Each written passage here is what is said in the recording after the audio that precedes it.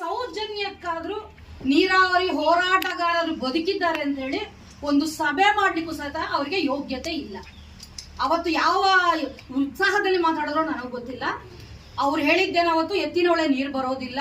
ಮತ್ತೆ ಮಹಿಳಾ ದಿನಾಚರಣೆ ಆಚರಣೆ ಮಾಡುವಾಗ ನಮ್ಮ ಹೋರಾಟದ ಹೆಣ್ಣು ಮಕ್ಕಳ ವಿಡಿಯೋಗಳನ್ನೆಲ್ಲ ಬಿಟ್ಟು ಇವಾಗಿರುವಂತ ಶಾಸಕರಿಗೆ ಸೌಜನ್ಯ ಇಲ್ಲ, ಯೋಗ್ಯತೆ ಇಲ್ಲ ಅಂತ ಮಾತಾಡಿದಂತ ಪ್ರದೀಪ್ ಈಶ್ವರ್ ಅವರು ಎಲ್ಲೂ ಕಳೆದು ಹೋಗಿದಾರೋ ಗೊತ್ತಿಲ್ಲ. ಮತ್ತೆ ನಮ್ಮ ಯಾರು ಉಸ್ತುವಾರಿ ಸಚಿವರು ಸಹಿತ 4-5 ವರ್ಷದಿಂದ 3 ಹಂತದ ಶುದ್ಧೀಕರಣ ಆಗಲೇಬೇಕು ಅಂತೇಳಿ ಧ್ವನಿ ಎತ್ತಿದವರಿಗೆ ಇವತ್ತು ಬೇಕಿಲ್ಲ.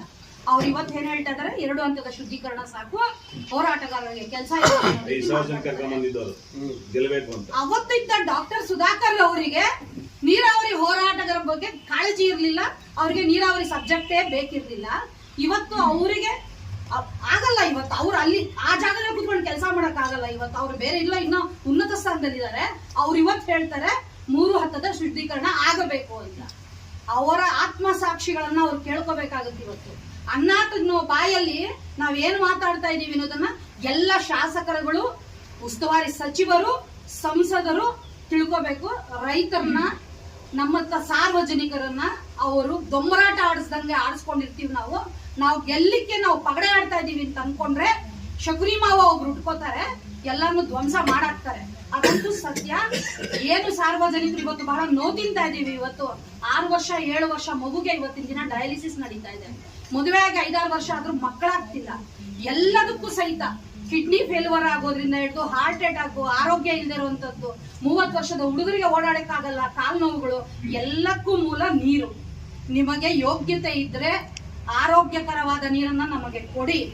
ಯೋಗ್ಯತೆ ಇಲ್ದಿದ್ರೆ ದಯವಿಟ್ಟು ನೀವು ನಮ್ಮಂಗೆ ಒಂದು ಪ್ರೆಸ್ ಮೀಟ್ ಮಾಡಿ, ನಮ್ಗೆ ಯೋಗ್ಯತೆ ಇಲ್ಲ, ನಾವೇನೋ ಹೆಸರು ಮಾಡ್ಕೊಳಕ್ ಬಂದಿದೀವಿ, ಮಾಡ್ಕೊಂಡು ಹೋಗ್ಬಿಡ್ತೀವಿ ಅಂತ ಹೇಳ್ಬಿಡಿ.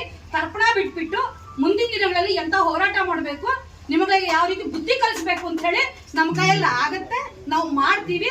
ನಿಮ್ಮ ತರ ಗೆಲ್ಲದಕ್ಕೋಸ್ಕರ ನಾವು ಬಡಪಾಯಿಗಳನ್ನ ಜೀವನಗಳ ಜೊತೆ ಆಟ ಆಡ್ಕೊಳ್ಳಲ್ಲ. ನಾವು ಸತ್ರು ಒಂದೇ ಮಾತು, ಬದುಕಿದ್ರು ಒಂದೇ ಮಾತು. ನಮಗೆ ಶಾಶ್ವತವಾದ ಆರೋಗ್ಯಕರವಾದ ನೀರು ಬೇಕು. ಆ ನೀರು ಬರೋವರೆಗೂ, ನಮ್ಮ ಉಸಿರಿರೋವರೆಗೂ ನಾವು ಹೋರಾಟ ನಿಲ್ಸಲ್ಲ. ಹೋರಾಟ ಮಾಡೇ ಮಾಡ್ತೀವಿ. ಮುಂದಿನ ದಿನಗಳಲ್ಲಿ ಪಾಠ ಕಲಿಸ್ತೀವಿ ಅಂತ ಹೇಳ್ಬಿಟ್ಟು 100% ಬರುತ್ತೆ ನೀರು. ಇವ್ರನ್ನ ಕಳಿಸ್ಬಿಡ್ತೀವಿ ಊರ್ ಬಿಟ್ಟು. ಇವ್ರು ಲೂಟಿ ಮಾಡ್ಕೊಂಡಿದ್ರೆ ನಾವ್ ಯಾರು ಅಮಾಯಕರಿಲ್ಲ. ಹಳ್ಳಿಗೂ ಹೋಗಿ ಅವ್ರು ಮಾತಾಡ್ಲಿಕ್ಕಾಗತ್ತೆ. ನೀರಾವರಿ ಹೋರಾಟಗಾರರನ್ನ ಅರ್ಧ ಗಂಟೆ ಕರೆದು ಮಾತಾಡೋ ಸೌಜನ್ಯ ಇಲ್ಲದ ಮೇಲೆ ಅವ್ರು ಯಾವ ಶಾಸಕರು ಅಂತ ಕೇಳ್ತೀನಿ ನಾನು ಇವತ್ತು. ನೀವು ಆಂಬುಲೆನ್ಸ್ಗಳನ್ನ 5-6 ಬಿಡೋದಲ್ಲ ಸ್ವಾಮಿ. ಆಂಬುಲೆನ್ಸ್ಗೆ ಪೇಷಂಟ್ ಹೋಗದೆ ಇರೋ ತರ ಕಾಪಾಡ್ಕೊಳ್ಳಿ. ಓದೋದಕ್ಕೆ ಮಕ್ಕಳಿಗೆ ನೀವು ದುಡ್ಡು